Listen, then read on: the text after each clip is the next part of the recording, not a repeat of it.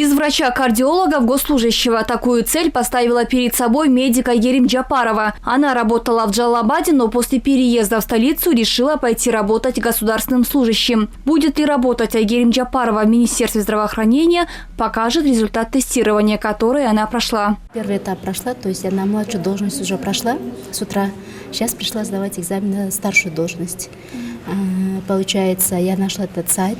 Посмотрела, какие вакансии есть, подготовилась. То есть, получается, нужно, оказывается, подготовиться полностью по всем конституциям, по международным договорам, по общему здравоохранению, по санитарно-эпидемиологическому надзору.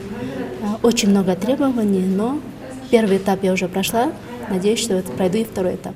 После прохождения тестирования конкурсанты будут числиться в резерве кадров Кыргызстана. В день на различные должности на госслужбе претендуют от 100 до 150 человек. Тестирование проходит у нас в 3 этапа.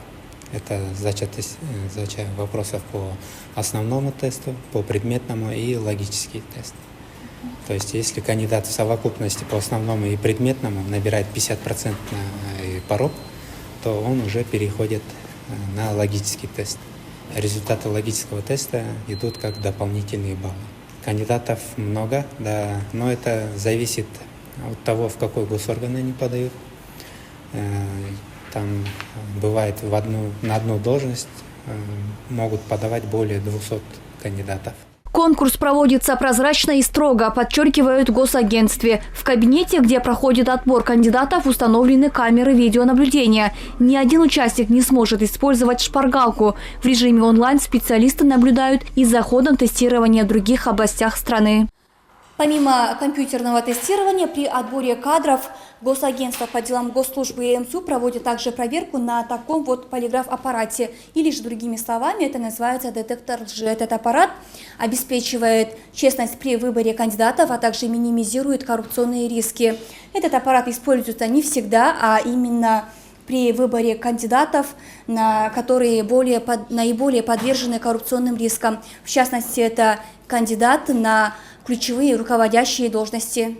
Одним словом, на сегодня в резерв кадров отбираются только те специалисты, которые имеют отличные знания в выбранной ими сфере деятельности. Сейчас в резерве находится 1386 человек. Сильные кадры, сильное государство. Такая система повышает эффективность и муниципальной службы. В рамках проводимой госкадровой политики госслужащие на регулярной основе обучаются в других странах. Мы на сегодняшний день по линии ДДС обучили 288 наших молодых государственных служащих. Это двухгодичные курсы в Японии. По японской системе они обучаются в разных вузах Японии, в 6 городах Японии обучаются. На английском языке идет обучение, изучают международный опыт, практику изучают.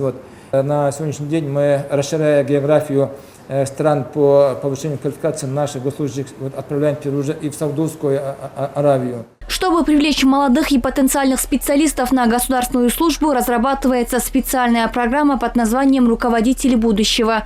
Предусматривается, что отличники вузов на льготных позициях без конкурса будут включены в резерв кадров. Есть это раздел именно по молодым нашим кадрам, которых мы будем вводить в нашу систему.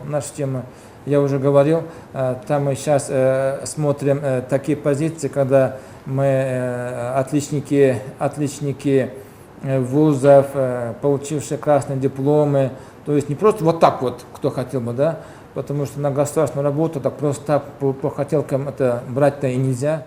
Сейчас государство направляет все свои возможности и силы на создание развитого будущего. И в этом направлении уже 4-й год, как ведется новая кадровая политика. Ее основой как раз-таки является конкурсный отбор на государственную и муниципальную службу. Собственно, это позволяет выбирать наиболее компетентных и квалифицированных специалистов. Ахмер Нурдинова, Руслан Бараненко, ЛТР Бишкек.